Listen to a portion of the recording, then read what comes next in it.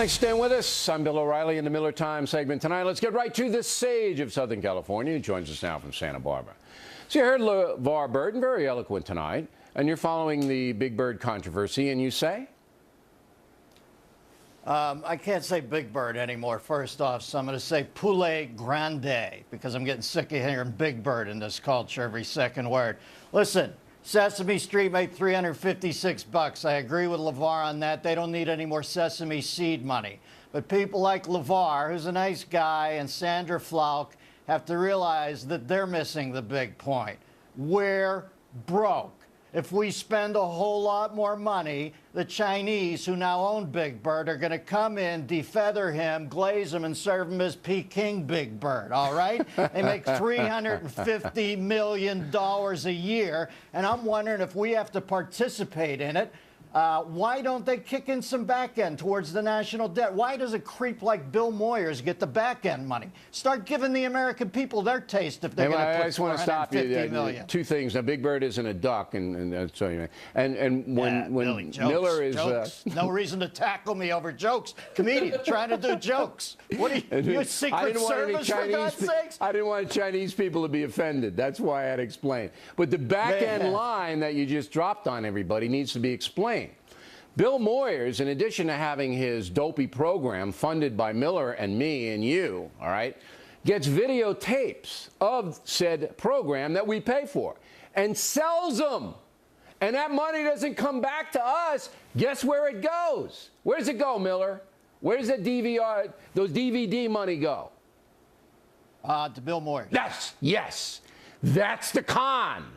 And all of the merchandising for Big Bird, all of the little Elmo, tickle me Bill Moyers, tickle everybody. It ain't coming back to the taxpayer. It's going in somebody's pocket. That's the con. Miller. They always talk about lessons our kids can learn. Money in equals money out. It's a good lesson. I think everybody's got to start pulling their own oar in this country. There's more to it than, puppets. There's money in equals money out, responsibility with a checkbook. Nice lesson for our kids. That's the big point they're missing. All right. I'm just trying to think. Peking Big Bird. It's got to be marinated. Ooh. I like a nice sobo noodle with it. Now listen, speaking of empty-headed puppets that you can put your fist up in their skull and move their eyes and mouth, let's talk about Biden. I knew it. All right.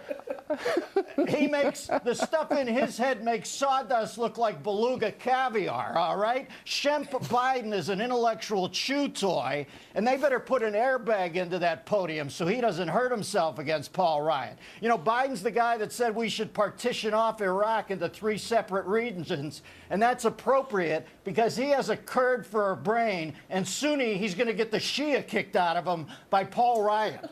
Now, do you think Ryan's going to go after Biden? Listen, I think Biden could be debating himself and hurt himself, okay? No, he doesn't have to. All Ryan has to do is stand back and just let the car wreck happen. Listen, you heard that Olivier always said, find your mark and say your lines. Spencer Tracy said the same things. That's what Romney did last night. He was solid. He's in there.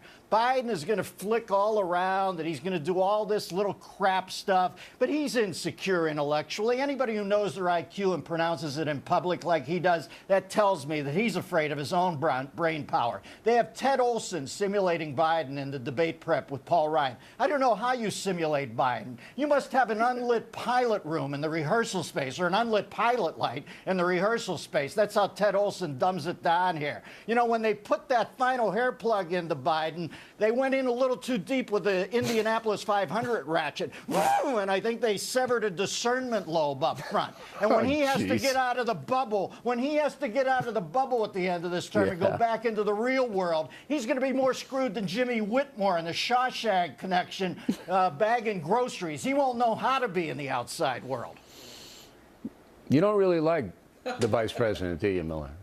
I didn't like that in chains thing, Billy. That's crap. Listen, sometimes you give these people a wide berth. I can't do that. I think that was crap to debase racism with stupid crap like Mitt Romney wants to do that. Racism is the great national shame. For him to co-opt it for crap like that to be the cool guy in the room, I've had it with Joe Biden. All right. Now, we were going to do Warren and Brown, but I'm going to put that off for next week because I didn't want to interrupt Miller describing the vice president and his strengths and weaknesses, although the strengths kind of eluded me in that monologue, Miller. Did I miss it? Like I said, Billy, you're often tough on the defenders on this show, and you're more, you give more room to the other people. I made my point the best I could. I'm sorry if you found it lacking. No, not me, Miller, because I don't want you to direct your ire at me. So nothing lacking. Well, listen, they had to replace Elizabeth Warren up there with somebody competent in the Boston area like Bobby Valentine. The departed manager of the Red Sox.